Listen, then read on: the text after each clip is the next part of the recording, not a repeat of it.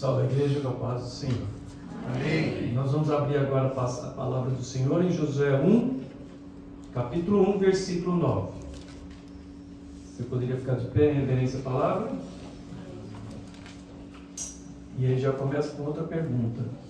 Não te mandei eu? Não tô mandei eu? Esforça-te e tem bom ânimo. Não te atemorizes, nem te espantes, porque o Senhor teu Deus está contigo por onde quer que andares. Amém? Pode sentar, irmãos. Deus está fazendo uma promessa para você aqui? Hein? Está fazendo um pedido? Ele está dando uma ordem. Você vai desobedecer a palavra do Senhor? Não mandei eu? Esforce-te e tem bom ânimo. Não temas e nem te espantes, porque o Senhor teu Deus é contigo, por onde quer que andares. Né? Na outra tradução fala: ser forte e corajoso. Tá? Esforce-te e tem bom ânimo. Ser forte e corajoso.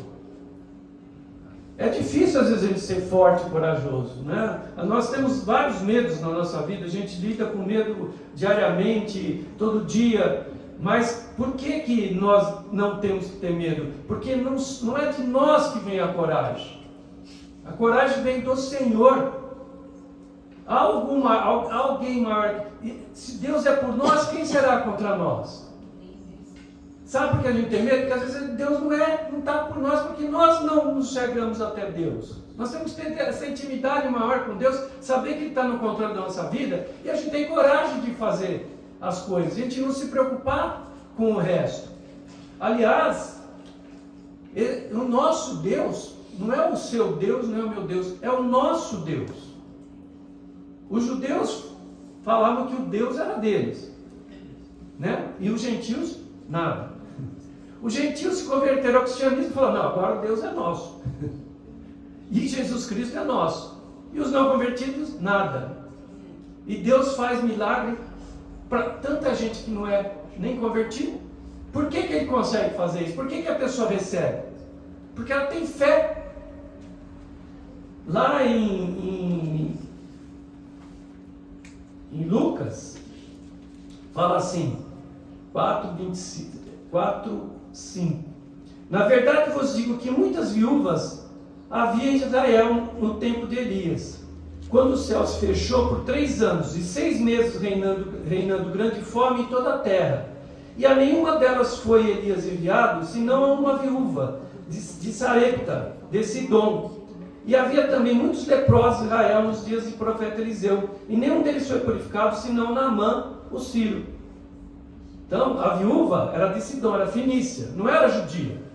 E ela foi abençoada quando Elias passou lá, né? E o azeite, a farinha não se acabou até que chegassem as chuvas. Isso também é importante falar. Deus dá a bênção até a hora que você tem condição de caminhar. Esforça-te. Vai ficar parado, mas vou ficar parado, preguiçoso, esperando cair do céu tudo. Deus deu azeite e deu a farinha até que voltou a chuva, porque aí tinha meios de a pessoa ter aquilo lá. E Naamã era o capitão do exército da Síria, uma pessoa importante, que se deslocou da sua terra até ser ali orientado para se banhar no Rio Jordão, um rio que não era nem limpo, que na Síria tinha muito mais limpo. Ele perguntou: puxa, mas ele acreditou, foi lá e foi limpo pela lepra. Ele não era nem judeu, não era convertido, e recebeu a bênção. E nós que somos às vezes na igreja e demoramos para receber, não sabemos porque falta essa comunhão, essa fé. A gente começando a ficar na comodidade, achando que não é só vir na igreja é o suficiente, mas não tem o relacionamento, não aumenta, não melhora o seu relacionamento com Deus. E muitas vezes Deus dá tantas coisas para nós e a gente não consegue ver. É o meio copo cheio e o meio copo vazio. A gente só vê quando parece que está acabando as coisas, mas não me lembra que aquilo lá pode estar chegando no topo. Nós deixamos de ser agradecidos. Então Deus é o Deus de todos nós. E nós não podemos criticar, não podemos julgar quem é abençoado, quem não é. Se você ter fé, crer no Senhor Jesus Cristo e declarar que o Senhor é teu Deus, não temas, porque você vai vencer, você vai ser mais que vencedor. Lá em Forte, aqui nessa passagem, a raiz, né, significa fortalecer, prevalecer, endurecer, ser forte, tornar-se forte, ser corajoso, ser firme, ficar firme, ser resoluto e ser persistente. Você ser persistente, às vezes está demorando para acontecer, porque não é que você não tem fé, você está com Deus, mas não está naquela hora. Você tem que ser persistente, continuar. Vai chegar a hora da vitória. Por acaso o povo demorou 40 anos para chegar na vitória dele? Às vezes foi um pouco de problema de falta de fé, algumas situações, outros não é falta de fé, não é o momento correto para receber aquela situação. Como a gente sempre fala, se você recebe um bem material muito grande, você vai ter que cuidar desse bem. Você está preparado? Se você recebe um cargo muito importante, você está preparado para exercer? Porque aquilo vai ser um peso para você, não vai ser uma bênção. Então, são várias situações que a gente tem que persistir, não desanimar. E as pessoas às vezes falam, oram para Deus, se vai fazer qualquer coisinha, pede para Deus. Mas na hora de tomar uma decisão que vai tomar a mudança da vida, está tão enraizada na carne dela aquela vontade, que ela não ora para Deus nessa hora.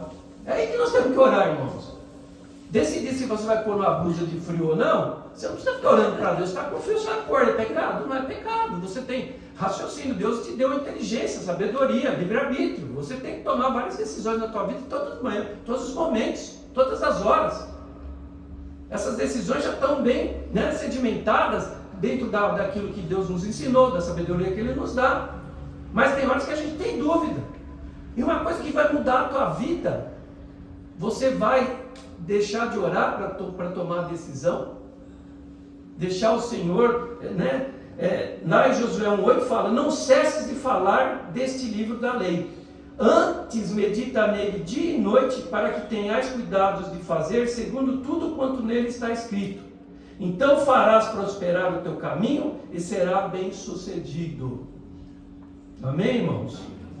Você tem que meditar na palavra, entender. Quando você vai tomar uma decisão dessas, você tem que jejuar, orar, pedir para Deus, porque é uma coisa difícil de lidar. Não vai pela carne, eu quero morar fora de São Paulo, eu quero, porque eu quero. E toda a palavra ela fala que a pessoa acha que é para ela morar fora de São Paulo. Fala, não sei quem viajou para não sei onde. Pronto. Sabe, deixa Deus falar, para de falar um pouco, fecha a boca, deixa Deus, o Espírito Santo falar, deixa de pôr tudo na tua vontade e ser acima daquilo que Deus quer. Você tem que orar, tem que ficar em silêncio para que Deus possa falar, para que Deus possa agir, para que Deus possa te abrir, porque a gente quando está fora, a gente começa a pensar tanto, que a gente perde o raciocínio. Na hora que vem alguém falar para você, não é assim? Nossa, eu não tinha pensado nisso, né? Hoje já pensou e passei por cima. Está tão concentrado, tão focado. Você tem que focar em Deus, não na bênção nem no problema. Tem que focar em Deus. A bênção vem, você vai focar em Deus. A bênção, você vai usufruir dessa bênção. Não vai ser peso para você. Agora você ficar só assim, sem olhar para os lados, deixar que Deus amplie a tua visão, que ultrapasse as paredes, né? Ultrapasse aquilo que é do ser humano, você vai errar, né? Você tem muita chance de errar. Então peça a sabedoria do Senhor, mas deixa Ele falar um pouquinho, tá? Tem hora que a gente tem que precisar falar, parar, ficar quietinho, né? Deixar escutar o que Deus quer para a gente.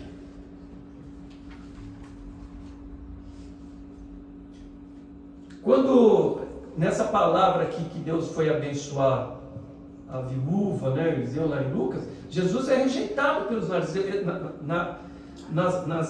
nazarenos, né, de Nazaré, as pessoas de lá, daquela região, de onde ele habitava. Porque ele foi lá para pregar e as pessoas não deram ouvido porque ele era de lá. Então, quando a gente a gente pensa que essa igreja não funciona, aquele pastor não funciona, aquele irmãozinho não funciona, porque você conviveu com ele, porque você vê os erros dele, porque todo mundo tem erro, todo mundo tem pecado. E Deus veio para libertar, para salvar. E aí eles falam, nossa, esse não é o filho do carpinteiro? Quem é esse? Esse é o filho de Deus. Amém, irmãos? É o filho de Deus. Quando Josué foi escolhido para ser o líder do povo, imagina a responsabilidade dele. Nós temos Moisés, que foi o responsável pela libertação do Egito, da escravidão. Ele ficou 40 anos se preparando no deserto para exercer esse cargo, irmãos. Foi sendo preparado. Josué foi escolhido para a conquista. Um foi escolhido para a libertação e outro foi escolhido para a conquista. E ele ficou, quantos anos que ele ficava rodando lá? Mais ou menos 40 anos no deserto. Como Moisés, se preparando, entendendo como é que era a liderança, tendo o exemplo de Moisés ali do lado, sobre a bênção do Senhor, né? Ele estava sempre sobre a bênção ali de Moisés, e sendo fiel, foi com ele no Monte Sinai para receber as 10 tábuas, foi ele escolhido para ver um dos chefes, né? Deus mandou eles irem em Canaã, os espias, escolheram um de cada tribo, e foi Josué, que é de Efraim, e foi Caleb de Judá, e os outros 10, só eles dois que vieram, vendo que o copo estava meio cheio, faltava só ganhar, né? Os outros falaram, não vai dar, vou enfrentar gigantes, vou enfrentar muros altos, e desanimaram o povo. Só eles que vieram falando o que eles tinham vindo a coisa boa, porque eles confiavam em Deus, eles tinham Deus no seu coração. E Josué, quando foi entrar, depois de muitos anos, isso aconteceu lá no começo, essa questão dos espias. Depois de muitos anos, quem enviou 2 espias para ir para Jericó, especificamente para Jericó, foi Josué. Falou, escolheu 2 espias e falou, vai lá para ver lá o que está acontecendo. E os espias ficaram lá, vendo que aquelas muralhas altas, e as pessoas souberam que estavam lá, foram atrás deles, e aí Raabe chegou e escondeu eles. Quem que era Raabe? Uma prostituta. Deus usa as pessoas que você menos imagina para ajudar nas nossas vidas. Tá? Você pensa que é aquele rico que vai te ajudar, aquele sábio que vai te ajudar, e aí vem uma irmãzinha que não tem nada, que sabe que vem com a palavra sábia, que às vezes reparte o povo metade da comida que nem tem, para te pôr no teu prato. Deus, ele usa de métodos que a sabedoria humana seria loucura. E assim, a sabedoria de Deus é diferente. A forma que ele age é diferente. Ele capacita pessoas que não têm a menor capacidade. Ele muda a vida das pessoas. E Raabe ajudou os judeus. Então o que aconteceu? Raabe acreditou em Deus. Ela sabia que eles vinham ganhando batalhas e o povo de Jericó estava apavorado, porque os judeus estavam se aproximando ali da cidade deles. E aquela cidade era uma cidade, era um ponto muito importante, porque dali ia para frente para conquistar o resto, precisava passar por Jericó. E só que aquele povo acreditou, estavam desanimados, mas eles estavam acreditando nos muros altos, no rei deles. E Raabe acreditou no Deus verdadeiro. E quando Jericó foi lá, Josué com o exército, né, deram 7 voltas, 6 voltas, e a 7ª deram mais 7. Isso é o de menor das importâncias. Quantas voltas deram? 6 ou 3. Né? Deus destruiu aqueles, quando eles tocaram, né, os sacerdotes tocaram ali o instrumento, as muralhas caíram. E Raabe foi preservada.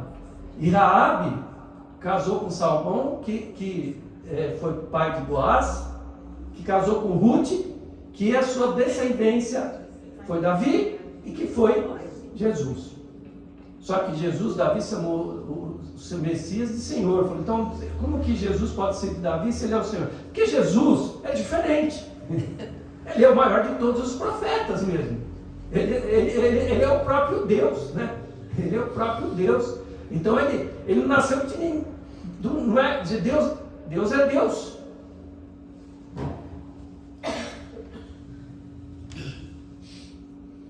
E sempre que nós precisamos, sempre quando o povo estava no deserto, Deus fez a provisão, Deus deu o maná para comer, deu o cordeiro quando eles pediram, fazia virar água quando eles precisavam. Deus sempre está na provisão. Nossa, não importa o que você está passando, Deus está preocupado com você.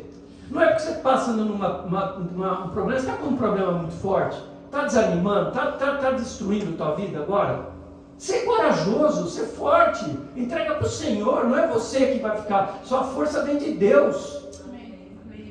E porque Ele está pensando em você, Ele está te dando a provisão. De quando eles estavam no deserto, veio uma coluna de fogo, né, durante a noite,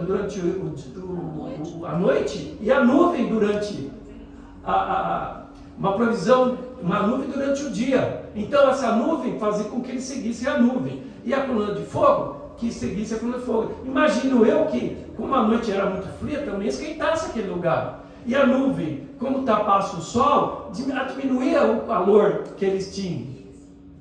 E Deus sempre, né, foi na frente. E também é interessante que quando eles passam para conquistar a terra prometida, que eles atravessam o Rio Jordão, eles fazem a Páscoa lá. E eles pegam dos frutos da própria terra, né, que eles estão lá agora na terra deles. E aí o que aconteceu? Parou de cair o maná. Como para viúva parou o azeite e a farinha na hora que choveu, na hora que eles tinham a terra, aquilo que eles precisavam, parou o maná. Esforça-te. Vai ficar parado? Vai querer que venha maná o tempo inteiro para você? Então você está... Não, Deus está te dando liberdade. Está te dando agora uma terra tua. Você está tomando posse daquela terra. Vai fazer aquela terra agora seguir em frente, seguir, né, plantar para colher. E assim, nós, como unidade, como um corpo, nós temos o privilégio de ter sempre alguém lá em cima, né, orando por nós, dando a sua capacitação, como tem a irmãzinha ali, né, orando pela gente que está falando, pelo culto, os irmãos que estão intercedendo. Né, nós temos a apóstola Helena no ministério aqui, nós estamos sob a bênção dela. Ela pode deitar quietinha, ela não pode guerrear mais, né, no campo de batalha. Mas ela está aí orando, e nós estamos sob a bênção dela. Moisés ficou lá sentadão na guerra contra os amalequitas, e tinha que ficar só com a mão levantada. Porque quando ele levantava a mão, e estava vendo a guerra, e Josué foi o líder dessa guerra, ele foi ali na frente. E quando Moisés levantava a mão, os judeus ganhavam a guerra. Quando ele baixava a mão, os amalequitas vinham e estavam começando a ganhar a guerra. Então eles puseram Arão e Hur para segurar as mãos de Moisés, porque não estava aguentando. As mãos deles estavam ficando, né, eram pesadas pelo tempo, tudo ali. E eles puseram, né, Arão e Hur ficaram com as mãos levantadas, e os judeus ganharam a guerra, Josué ganhou a guerra. Então eles estavam sob a bênção de alguém. Existia essa união entre quem estava lá em cima e quem estava lá guerreando. A desunião não adianta nada, só destrói, só separa. Até quando nós vamos pensar nisso? Até quando a gente vai se formar realmente como um corpo? Se imagina se fosse um corpo cristão, fosse todo unido. Né? Não tem poder que existe. Você tem bênçãos, irmãos, que vêm. Eu já falei isso algumas vezes, mas é interessante. Tem vezes que vem para você está precisando de uma dor, você olha para a tua dor. Tem hora que você precisa de uma bênção para a tua família. Tem hora que você precisa de uma bênção para o teu ministério. Tem hora que você tem uma bênção para a tua cidade, para o teu país. Se todos fôssemos unidos, o país estaria, né, mais desafogado, não teria essa guerra que está existindo hoje, não teria, mas falta união, se dá brechas, então o inimigo vem e tenta destruir essa união. E se os líderes, que são líderes, não se unirem, as ovelhinhas não. Talvez Deus até hoje, já que seu líder não quiser, nós vamos unir as ovelhas. Deus sabe como vai fazer. Mas então, se você precisa de uma bênção, e você precisa para a tua família, é como eu falo, você precisa também, que chova. quando a chuva vem, ela não cai no seu quintal. Deixa de ser, né, só você, né, egoístão. Manda chuva no meu quintal que está muito seco. Você fala, manda chuva, meu Deus. Porque a terra toda vai ser abençoada. Tem bênção que é para todo mundo. E quanto mais é a união, mais a bênção vem e mais o povo é abençoado. Unidade do Espírito, Efésios 4, 3 a 6. Esforçando-vos diligentemente por preservar a unidade do Espírito no vínculo da paz. É unidade com paz. Unidade, se não tem paz, não tem unidade, né? Há somente um corpo, um Espírito, como também fosse chamados, numa só esperança de vossa vocação. Há um só Senhor, uma só fé, um só batismo, um só Deus e Pai a todos, o qual é sobre todos e age por meio de todos e está em todos. Amém? Amém. Não te espantes diante deles, porque o Senhor teu Deus está no meio de ti, Deus grande e temível. Deuteronômio 7, 1. O inimigo quer derrotar o povo de Deus, mas ele não pode contra Deus. Então, né, não temas. Toda a guerra que estiver havendo agora em volta de você, qualquer que ela que seja, até pessoal, né, entre você e você mesmo, até uma situação de não estar, né, aquela contenda que te atrapalha, porque você tem alguma coisa que não está boa em você, né, o Espírito Santo está te avisando, né? Você se dedicando, orientando por Deus, você vai ser liberto. Amém, irmãos? Vamos se livrar dessa peso que está na nossa vida. Vamos se livrar desse problema. Não tema, não tenha medo. Confia em Deus. Confia nele, ele tudo fará. Lembra de confiar nele, não é só de boca. Eu vou na igreja, venho aqui, faço uma oração, canto sim, vou para casa. Não, você tem que ter uma comunhão com Deus em tudo que você fizer, porque aí você vai ter a vitória, como nós lemos lá. Você vai desistir agora? Você está aqui na casa de Deus, você vai desistir agora? Você está pensando em desistir? Você está a minha boca cheia, você já está quase para conseguir, né? Você está na porta ali como Jericó, ele está ali já para dominar ali, já chegou até lá, você vai desistir. A muralha é alta, mas o nosso Deus é maior. E ele vai derrubar essa muralha que está impedindo de você ir para frente, de conseguir aquilo que você precisa, né? Aquilo que você necessita. Mesmo um sonho, né, que está difícil de acontecer. A gente tem sonho sim, todo mundo tem. Não é pecado. E às vezes você está até tudo bem em tua vida, mas só que esse sonho não está se concretizando e está te incomodando. Entrega na mão do Senhor. Viva o que você está agora, viva bem. Viva bem. Viva em paz. Depois, se der o sonho, vier, você aproveitar muito mais, irmãos. Se não é aquela coisa, eu tenho um sonho, daqui a pouco você quer uma coisa maior.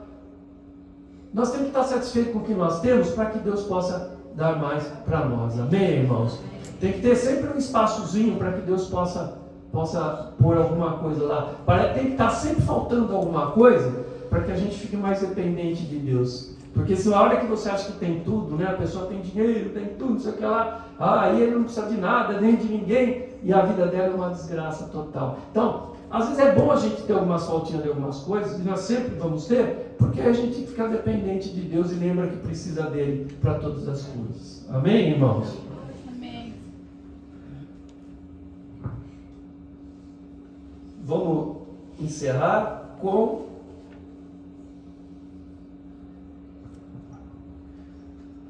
Josué 1:3. Todo lugar que pisar a planta do vosso pé, vou-lo tenho dado, como eu prometi a Moisés. Amém, irmãos?